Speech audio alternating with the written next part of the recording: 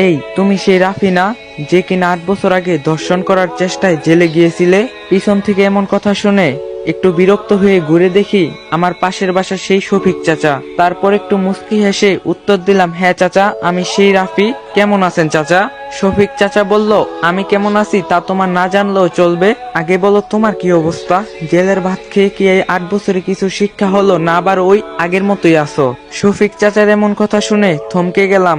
এই শফিক চাচা আমার এত ভালোবাসতো যে তার বাড়িতে যদি ভালো কিছু রান্না হতো তবে সে আমাকে না দিয়ে খেত না।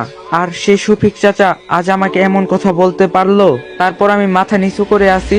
তারপর শফিক চাচা বলে ওঠে, কিছু বলছো না যে? নাকি জেলে থেকে কান দুইটাতেও শুনতে পাও না? তারপর একটি দীর্ঘ নিঃশ্বাস নিয়ে বললাম, জি চাচা, ভালো আছি, আপনি কেমন আছেন? শফিক চাচা বলল, আমি তো ভালোই আছি। তা কবে জেল থেকে ছাড়া পেলে, নাকি জেল থেকে পালিয়েছো? শফিক চাচার এমন কথা শুনে যেন কান্না পাচ্ছে, কিন্তু ধরে রেখেছি। এই সেই শফিক চাচা যে কিনা আমার বন্ধুর চেয়ে কোনো অংশে কম ছিল না, এমনকি মাঝে মাঝে আমার সাথে মাঠে গিয়ে খেলতো। আমার একটু শরীর খারাপ হলে নিজে অফিস না গিয়ে আমার সাথে থাকতো। সবসময় নিজের আপন ছেলের মতো ভালোবাসতো। তিনি আমাদের এলাকার একজন গণ্যমান্য মানুষ ছিলেন, আর তিনি আমারে সবচেয়ে বেশি ভালোবাসতেন, যেটা বলার বাইরে। আর তিনি এই 8 বছরে এত পরিবর্তন হয়ে গেল, এক মিথ্যা মামলায় কিনা আমাকে পুরো পৃথিবীর কাছে বিশাল এক অপরাধী বানিয়ে দিল। তারপর শফিক চাচাকে বললাম, চাচি কেমন আছে? চাচির শরীর ভালো আছে তো? হ্যাঁ ভালো আছে। তা বললে না তো, কবে জেল থেকে এসেছো? কালকে দুপুরে ছাড়া পেয়েছি। ও তা ভালো, এখন অন্তত ভালো হয়ে যাও, নাকি আবার আগের মতোই ওসব করবে? রাফি নিশ্চুপ। শফিক চাচা বলল, কি কিছু বলছো না যে? রাফি বলল, শফিক চাচা, আপনার মেয়ে ইভা ভালো আছে তো?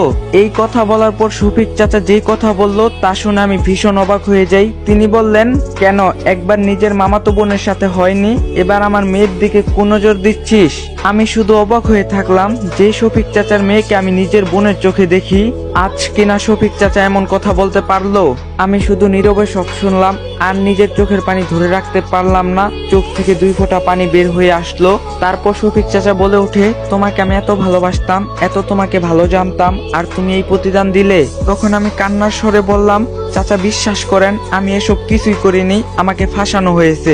শফিক চাচা বলল, ব্যাস অনেক হয়েছে, তুমি কিছু না করলে তো তোমাকে ফাঁসিয়ে অনেক বড় কাজ করা হয়ে যাবে। তোমার এসব কথা আমি আর শুনতে চাই না। তারপর আমি নিজের মতো করে চুপ থাকি। তারপর আবার শফিক চাচা বলে ওঠে, তা কোথায় থাকবে শুনি? তোমার বাবা মা তো আর তোমায় তাদের সাথে থাকতে দিবে না। যা কাজ করছো তুমি, তার জন্য তো তারা তাদের মুখ কাউকে দেখাতে পারে না। তো গাইজ, ভিডিওটা বেশি বেশি করে কপি লিঙ্ক করে দিবেন, আর যদি নেক্সট পার্ট লাগে অবশ্যই কমেন্টে বলবেন।